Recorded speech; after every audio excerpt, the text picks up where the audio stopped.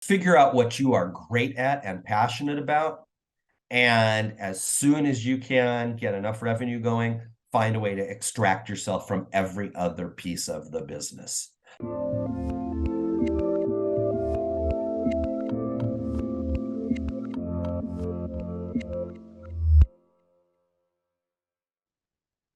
Hey everyone, this is Devin Miller here with another episode of The Inventive Journey. I'm your host, Devin Miller, the serial entrepreneur that's grown several startups into 7- and 8-figure businesses, as well as the founder and CEO of Miller IP Law, where he helps startups and small businesses with their patents and trademarks.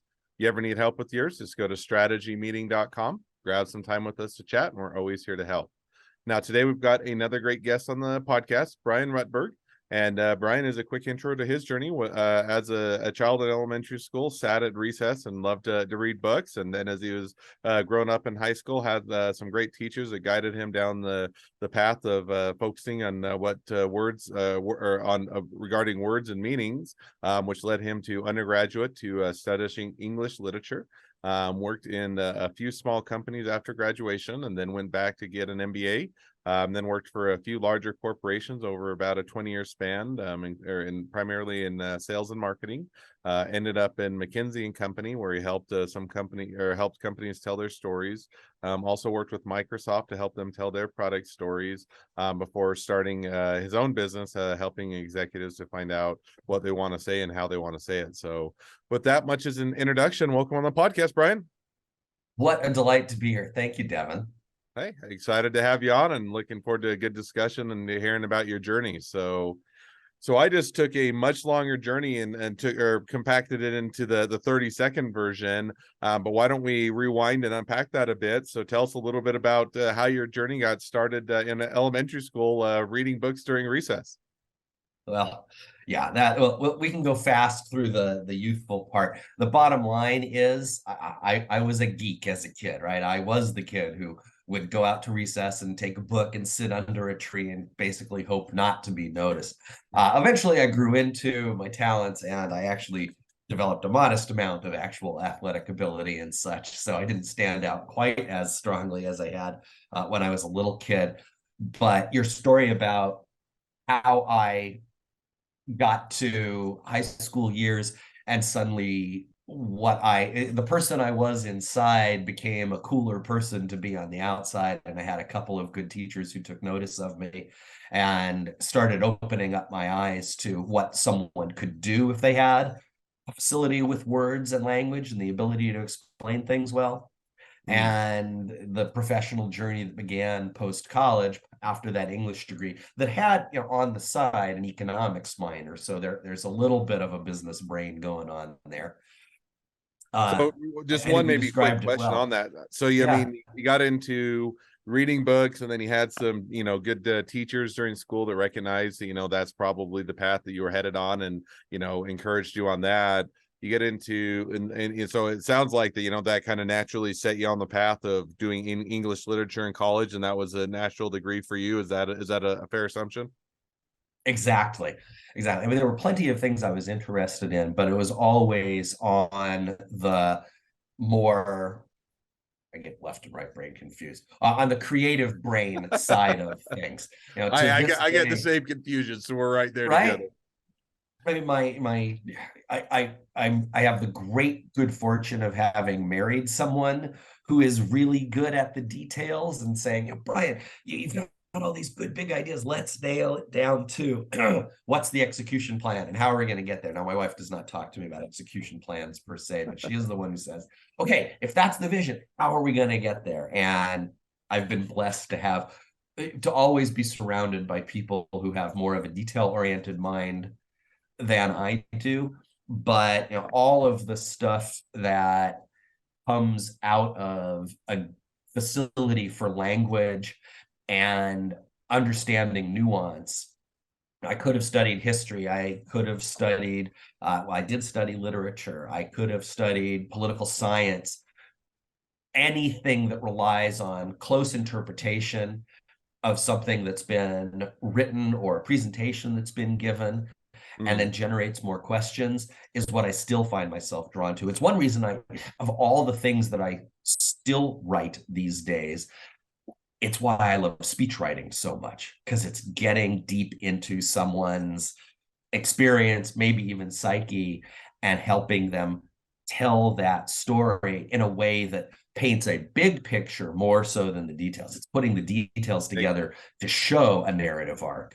Makes perfect sense. So now just jumping back a bit to your journey. So you do that Yeah. as undergraduate, you get the, English literature, and you also mentioned that you got the economics as well, or for the minor. And then I think, as you mentioned, you came out and you started working for a few smaller companies after getting the undergraduate degree. Is that right? Or kind of I had, what business, or kind of what did you go into? yeah, I had discovered as I was an undergrad and I had a couple of jobs, I had discovered that I had a gift around technology, not as a technologist per se, but as someone who could take, I'm old enough that, and when I was in college, the original IBM PC came out, and the company I was working for got several of them. And somehow, even though I was in a support staff position, I became the de facto office guru on getting these little beasts to work to help us run the business.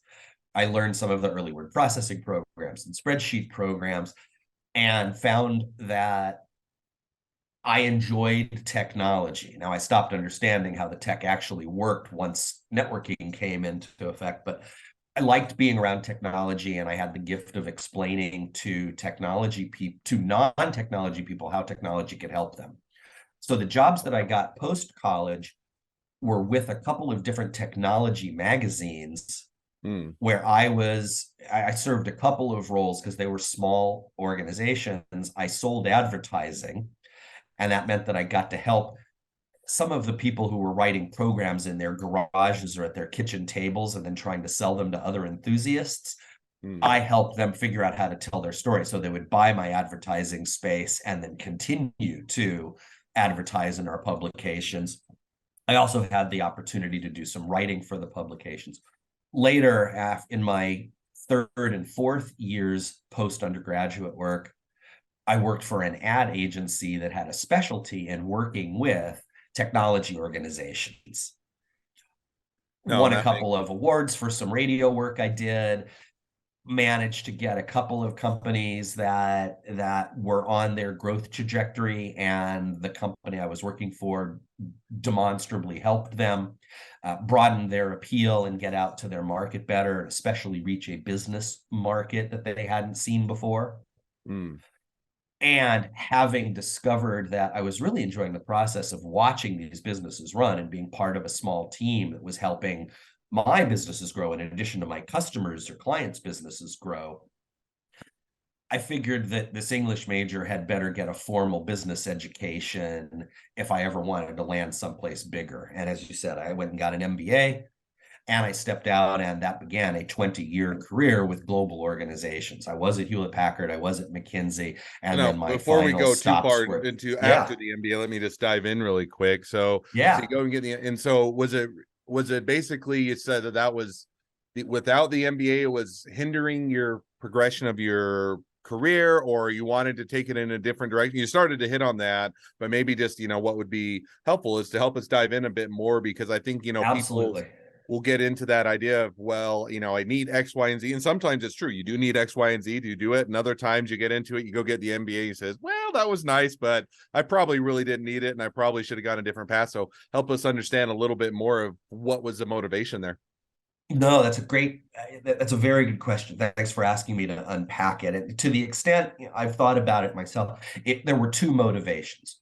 One, and these two motivations continue to influence me today in decisions that I make. Motivation one was, how do I get taken seriously by the people by whom I want to be taken seriously? And as I saw the kinds of roles that people I was meeting in my job as an advertising salesperson and then an ad services salesperson, an agency salesperson, if I wanted to get into the jobs they were in, it occurred to me their companies might not look at me all that credibly, because here was this English major who had never worked in a company that had more than about a dozen people in it. Hmm.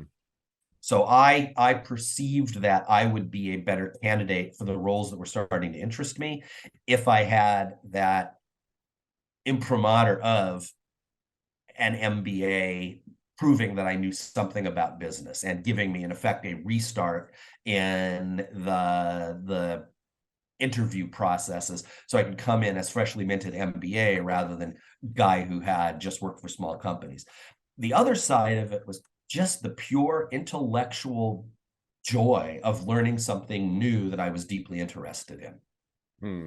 I didn't know, I knew something about business communications because that's what I had been doing and what came very naturally. I knew diddly about accounting and finance and operations. And those were all things that I figured would help me. It would help me in some undefined way. It turned out that the ways it really helped most was now I had a vocabulary when I landed at HP to go talk about HP technology and the partners that we played with to form business solutions. It meant I could go talk to someone who was a chief financial officer, someone who was a business controller, someone who was running a supply chain operation, because I had enough of an understanding of what their business demanded to be able to to be able to demonstrate empathy and to position technology as something that they should invest in order to get a return on that investment.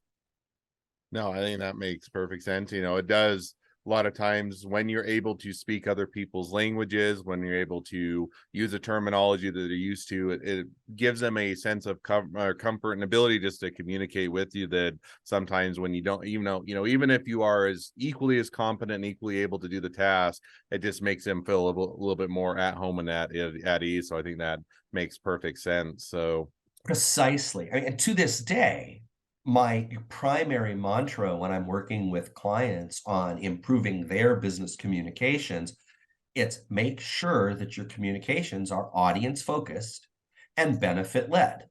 And what I was learning how to do, although I couldn't have put this name on it then, is I was learning how to talk to my audience by understanding what they understood and then bringing an additional case to make, an additional understanding on top of that that said, if you're really trying to close your books faster each quarter because there's a cost that comes with taking too long to finish your accounting, or you're looking to smooth out your supply chain or understand how to get the red sweater shipped to the person who also ordered the blue sweater, you need to focus on what your audience's needs are before you start telling them about how cool your technology is.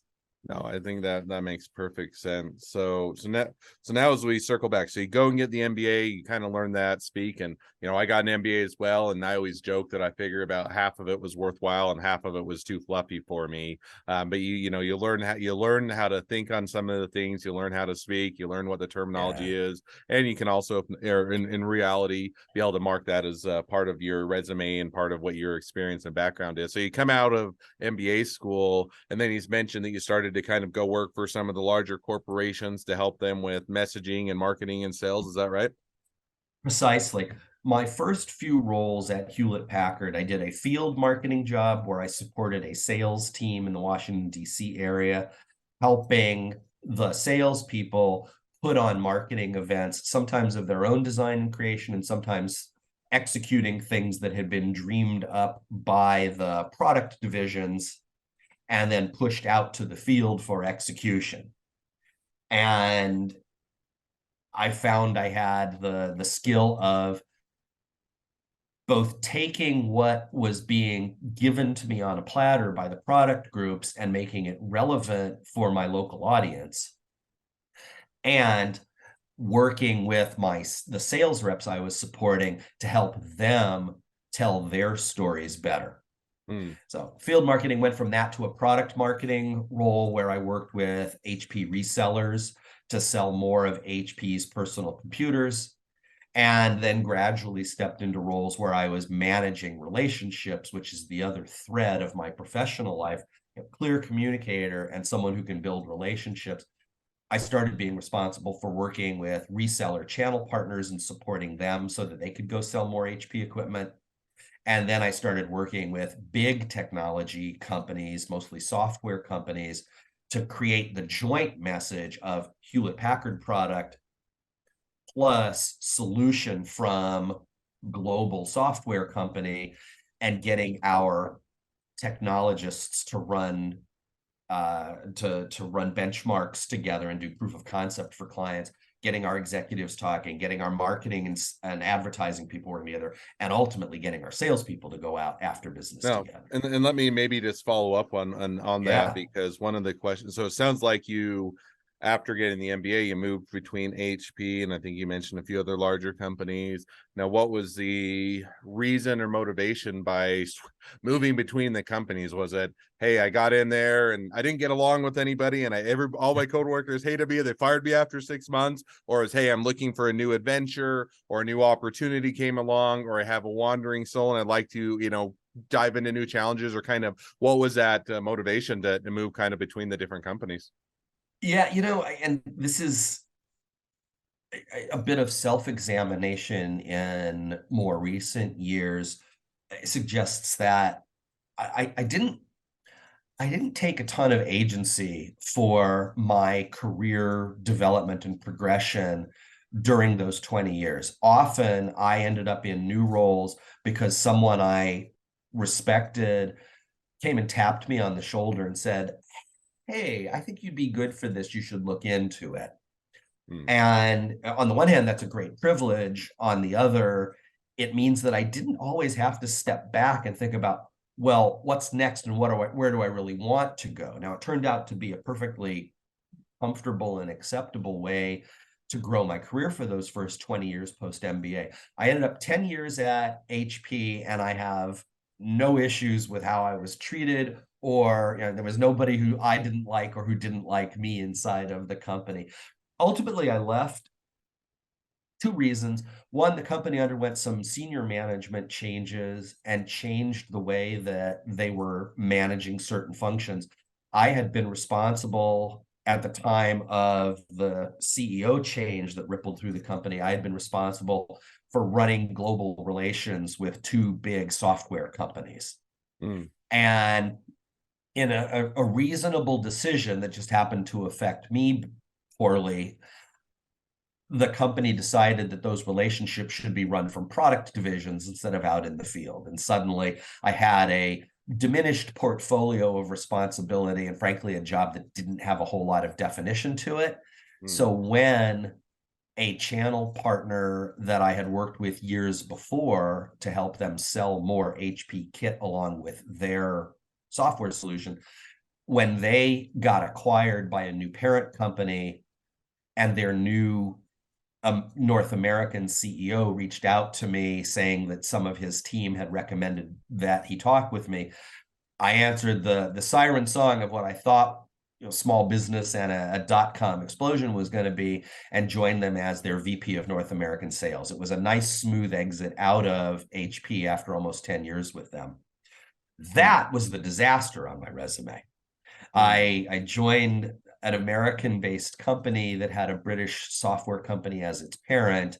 And at virtually every turn, when we had the opportunity to close new business in the US, migrating some of our clients using the original company's technology and trying to move them to the British company's technology as a step up, each time the British parent had the opportunity to invest to help us sell more in North America, they seemed to choose to invest to get one more deal, cash on the barrelhead, in the European market instead of investing to improve their solution and the way it worked in a new web-based environment that would have helped us sell in the States. I was with them for only 9 months, and I was the first one out the door, but several of the new hires and even some of the old folks stepped out soon after I did. So that's my one story of, ugh. It did, however, get me a really good title. So in addition to the experience I had at HP running global relationships with technology companies, suddenly my resume boasted a VP North American sales title. And because I had put my resume on this thing called the internet, McKinsey and Company actually found me reached out. We talked about a role they had opened up, helping build relationships with technology companies and helping McKinsey figure out what its role or what technology company's role was vis-a-vis McKinsey's consulting services, and start to create some internal rules for how they wanted to bring technology into the industry focused or functionally focused consulting that they do. That was a cool job. I was with them for about 4 years, grew a little organization that helped different consulting practices build relationships with the key technology vendors in their domain, and helped the firm figure out what is the proper role of technology in their consulting process, and what did they have an appetite for and what didn't they? Did they want to be seen as endorsing specific solutions, or did they just want to use specific solutions to capture information, but basically keep quiet about it in front of clients? No, that makes perfect sense. Now, or one maybe or follow-up question. So, and maybe jumping us a bit just to where things are at present, or more towards the present day. So you worked with all these other companies, you got the good experience, you got the things on the resume, you got the degrees and everything else. And I think a little bit more recently with your journey, you decided you were going to maybe strike out a bit more on your own, or take your own path or try your own business. So maybe get some ideas to how you made that decision, what the business was, and even a little bit of how it's going. Yeah, so a quick stop at the stop after McKinsey, when I joined Microsoft, and I ran the company's executive briefing center, and then was the speechwriter for the woman who ran all of Microsoft's global customer support. So I had deep insight into customer relations as a multi-hundred-billion-dollar annual revenue company runs them. That really, as far as I was concerned, that put the final check in the box for me of, yep, I know how to communicate at the highest levels. I was speechwriting for a corporate VP who was important in the Microsoft firmament. I had done lots of public speaking myself on behalf of the brands that I worked for. And I had knowledge, great communication skills, and great skills around building closer customer relationships. So when, once again, a headhunter found me, and I realized as I was talking with them that it had been 20 years since I had gotten my MBA, it just seemed like the right time to step out. I had an offer to join a small consulting firm as one of their partners, and I did that, was with them for about 4 years. And the more work I did for clients that was communications focused and selling big ideas focused, eventually it led to the discussion with my partners of, I'm really running a different business here than what you guys are doing. Let us wish each other well. Let us find opportunities for one another, but I'm going to go out and do this under my own brand. To this day, I'm in touch with these guys, and we pass leads back and forth as we find opportunities for one another. But for 8 years now, I've had 3C communications. And now, as you said, I help people figure out what they're trying to say and then say it really well. And it's all in the service of building stronger relationships. So some of my clients are really focused on, I need to be a better presenter, a better business writer, and have more impact and be more persuasive. And some of my clients are more specifically, what we need is to keep our customers longer. But my opportunity and truth and passion lie at that intersection of, how do you communicate to build stronger relationships? And in addition to that, I bring extensive knowledge and background around building programs and helping companies build the right culture, not just to listen to their customers, but to actually put into action what they learn. Well, makes perfect sense. Sounds like you found a good path and a good journey, and one where we could dive in and talk about it a lot more. And we'll have to have you back on for that portion of it to dive into the current business even deeper in one of our sister podcasts. But we're already towards the end of the episode, and feels like we just barely got to know you. But with that, to try and keep it to a reasonable or bite-sized portion for the audience, we're going to jump right to the 2 questions I always ask at the end of each episode. So with that, the first question I always ask is, and you already touched on it maybe a little bit, we're going to ask it anyway, which is, along your journey, what was the worst business decision you ever made? What'd you learn from it? Yeah, I was unprepared for the politics of going into a smaller organization. Weirdly, and people talk about politics in big companies. When I left HP, I got out of big business prematurely. I didn't see a ton of warning signs, and it's lovely and ironic that it worked out so nicely because I got the good title, which is how I came to McKinsey and Company's attention. But it was definitely a bad decision to step out of HP at the time I did. If I had stuck it out a little bit longer, I might have had a 25-year HP career, and who's to say whether that would have been satisfying or not. Well, fair enough.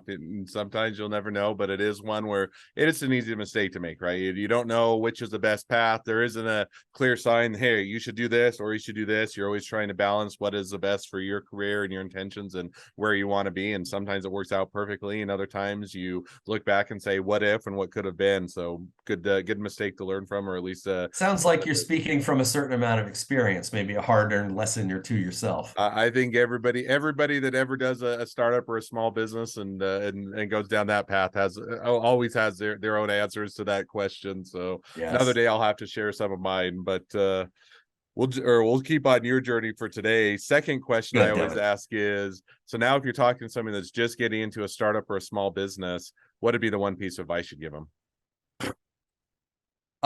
Figure out what you are great at and passionate about.